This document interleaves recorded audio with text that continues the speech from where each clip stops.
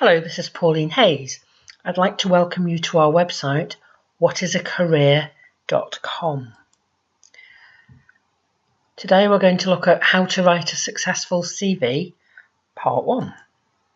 Getting a strong CV ready is an important part of the job searching process. A good curriculum vitae is essential when looking for work, especially when there are many candidates for the same position. Your objective is to get to interview. Your CV may need to make you stand out from the crowd and ensure you get to that stage. Remember that recruiters have many hundreds of applications for each job, and on their first sort through of CVs, they're looking for a reason to reject applicants to reduce the in-stack. So, if you can't be bothered to present a professional CV with no errors, and to demonstrate that you've researched the job and believe you are right for it, your CV will be on the outstack. Your CV and covering letter are your chance to show an employer the best of what you've got and who you are. It's about selling your skills and experience and showing them you are the right person for the job. It should make it easy for employers to appraise your key skills and your work experience to determine whether you're appropriate for the role. How you write your CV and covering letter is up to you, but there are some basic rules to follow if you want to create the best impression. Opinions vary as to the best template or format to use. There is no definitive answer. It will depend on a number of factors, including the stage of your career, the type of position you're applying for, the country you're applying to work in.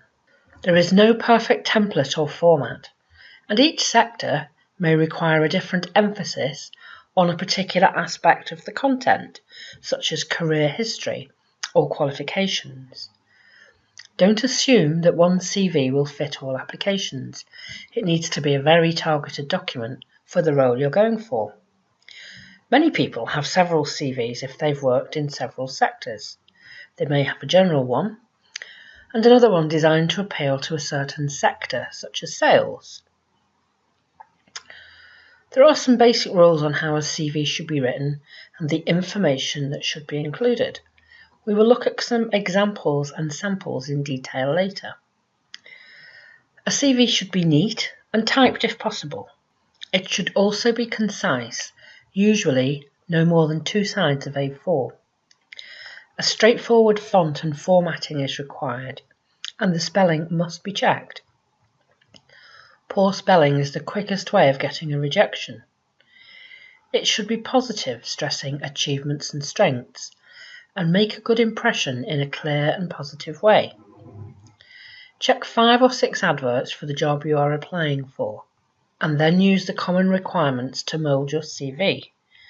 The more information you have about the job role, duties and responsibilities, the better you can tailor your CV to the position. So if you can get hold of a job description, go through it carefully and highlight in your CV wherever you can specifically demonstrate that you meet the specification. The basic format for a CV includes personal details, including name, phone number, email address, and possibly any professional social media presence. You no longer need to include your date of birth, owing to age discrimination rules. A personal profile, which sells yourself and your qualities, tailored towards the job you're applying for. Significant achievements, if appropriate. If you have an established career, you should next list your significant achievements that are relevant. This is an opportunity to quantify your achievements. For example, I grew sales by 20% per annum. Or I produced above target reduction in overheads. I cultivated relationships with existing clients, achieving a 30% increase in repeat business. Show your career history, starting with your most recent job first. Include dates and temporary or voluntary jobs if appropriate. Show qualifications and training, both academic and from previous jobs, with the most recent first. List interests if they are relevant, and especially if the skills or teamwork concerned are relevant for the job. List any extra information, such as reasons for a career change or reasons for gaps in career history, such as caring duty. Give references, ideally 2 or more, and including a recent employer. Before each application, review your CV against the specific job specification and make sure that it highlights that you're the right match for the job.